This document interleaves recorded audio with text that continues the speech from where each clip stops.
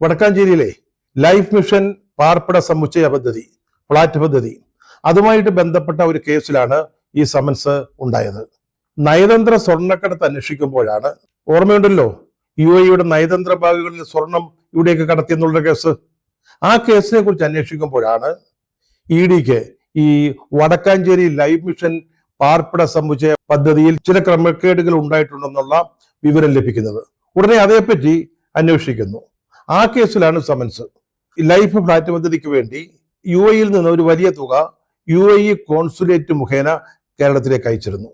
ഈ പദ്ധതിയുടെ കോൺട്രാക്ട് കരാറെടുത്ത സ്ഥാപനത്തിന്റെ ഉടമ 4.4 കോടി രൂപ കൈക്കൂലിയായി നൽകി എന്നുള്ളതാണ് ഈ കേസ്. ഈ കേസിൽ M ശിവശങ്കരനും സ്വപ്ന സുരേഷിനും ഒക്കെ പങ്കുണ്ടെന്നായിരുന്നു കേസ്.